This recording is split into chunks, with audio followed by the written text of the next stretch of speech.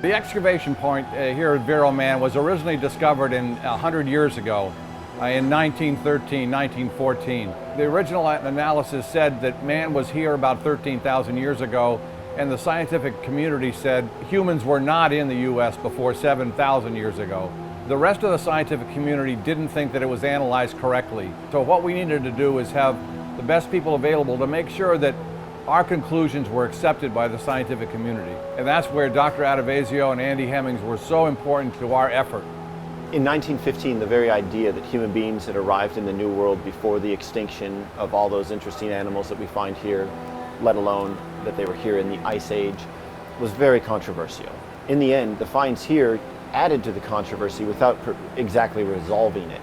And that's in fact why we're here today.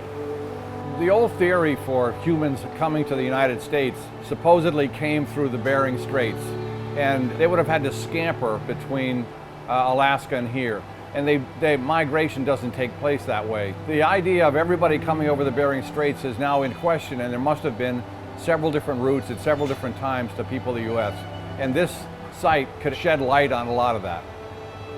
What we're finding today not only augments what Sellards thought a century ago, that namely human beings were here in Vero Beach, let alone anywhere else in the New World. Not only when did they get here, but how did they make a living? How did they survive and in fact thrive on that rather alien Pleistocene landscape?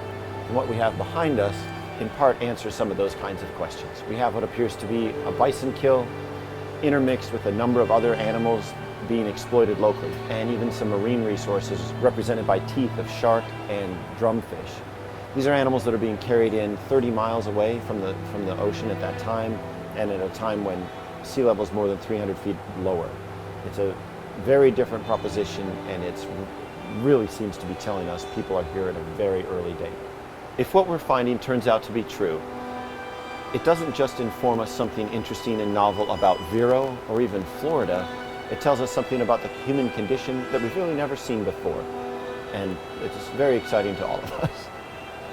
All of this began with people that, local people, they weren't scientists, they had an interest in this stuff, and they started looking for it and found it. Vero's the kind of place where if you put a shovel in the ground, you're probably going to find something, and a lot of people did just that. They would be putting in a rose bush or planting a tree, and there was a bone. And, you know, it's like, what is this? And it's just that kind of thinking is what brought this and sparked the interest that we have today. The people are still bringing things to us. I can remember back finding my first fossil, and I said, wow, I can't believe what this is. And I can imagine the excitement, someone picking up a bone, something like this in their backyard or wherever they're walking, and having that same thrill. Look at this. This is something that walked around 10,000 years ago. This is the largest excavation on the East Coast by far, and one of the most meticulous. So we're very proud of the way it's come out.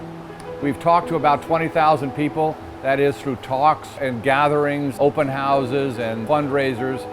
We've had about 1,500 volunteers here. So it's really been a community effort. All of us involved in the project have really poured our hearts and souls into it. We love what we do, and some of it's frustrating, some of it's very tedious and not particularly rewarding. Well, right now we're at a point where every 3 days we're finding more information, more new things than we did really in the first 3 seasons of excavation.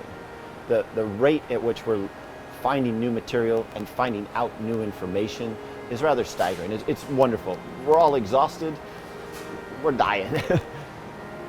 But we couldn't be happier about what's going on. Archaeologists say it's not what you find, it's what you find out.